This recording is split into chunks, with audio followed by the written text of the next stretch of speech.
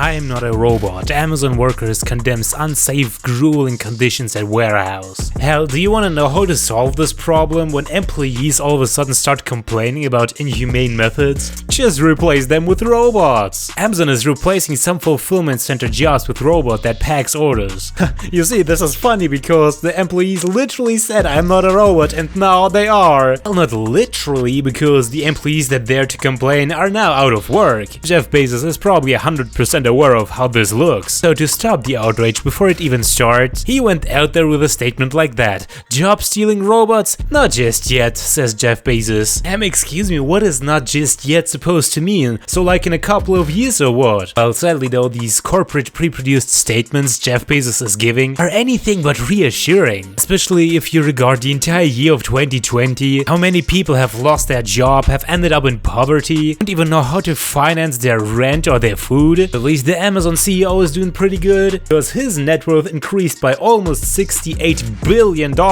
Hell, he is cutting costs wherever he can, kicking people out into unemployment and replacing them with robots and artificial intelligence. You know what really gets me mad is that this is only the surface level controversy we can see that everybody's aware of by now. Capitalism beats humanity. It's not like this is something new, right? Destroying people's lives to increase your horrendous income? Pfft, like the corporals care. But the things I've realized over the last year is that there are even worse things than just destroying the working class. These huge companies like Amazon are doing. They're basically destroying the entire economy. And if this doesn't stop, I'm not even exaggerating, if this doesn't stop, we're all fucked. So to understand better where the whole problem arises, you had to start looking back at Amazon how it was a couple of years ago. Back then, it was just basically an e-commerce platform. Yes, brands and stores would put their products on Amazon and people would buy it off them. And Amazon themselves were just only a linking point between customer and seller. Amazon wouldn't provide that much goods themselves, until the point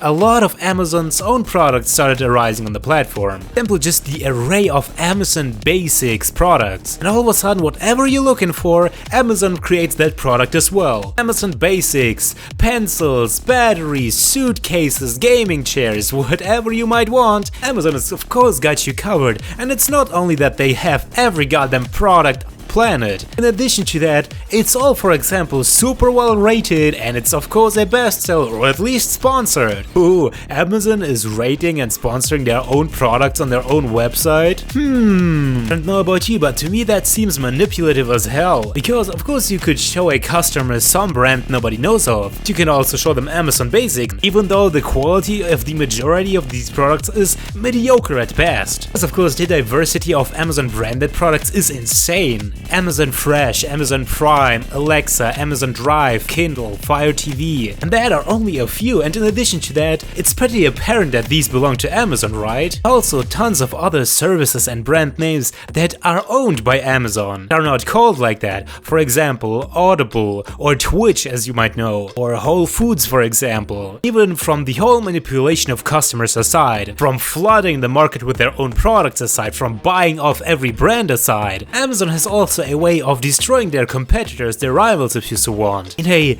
ridiculously scummy way, it seems illegal to me. For example, already back in 2016, two inventors by the name of Yuri Petrev and Oleg Masalaku have created a product that is pretty genius and also was received pretty well. Basically like a super advanced car trunk organizer. Very smart idea, right? And also it sold over 33,000 times within the first year, which is a pretty amazing result for somebody who's just created a startup. Well, up until the point that all of a sudden sales start dropping like crazy, because Amazon has just ripped off the idea and now is selling the equivalent under their own brand name Amazon Basics. But you can't tell me that they somehow look different. Size, material, even pricing is almost the same. Well, yes, according to Wall Street Journal, this is what it is. Amazon has just ripped this product off, created a carbon copy, put it on the front page, and whenever you're looking up a car trunk organizer, you're getting the Amazon Basics garbage instead of the actual legit product. The reason behind that is simple. Amazon has so much data. Obviously, with marketing teams and advanced algorithms, they are 100% aware where these customers are coming from, why this is a successful product, that there is a huge demand for that product. So now all they have to do is offer the same product, maybe change a bit here and there with the search engine, and now Amazon has stolen the entire success of this new startup brand. And here's the kicker, this is only one story. company. But do you actually believe that this is only this one case? Amazon has so much data about every buyer, every retailer and seller. Yeah, I don't think that this is the only case. I'd rather believe that Amazon is using their position of power to do that on a regular basis with every product they can get their hands on. Do you want to know something that will really piss you off? Well, listen to Jeff Bezos' statement regarding this entire drama. So let me ask you, Mr. Bezos, does Amazon ever access and use third-party seller data when making business decisions? And just a yes or no will suffice, sir. I thank you for the question. I know it's an important topic, and I also want to thank you for representing us. But I can't answer that question yes or no. What I can tell you is we have a policy against using seller-specific data to aid our private label business, but I can't guarantee you that that policy has never been violated. Excuse me, the fuck did you just say?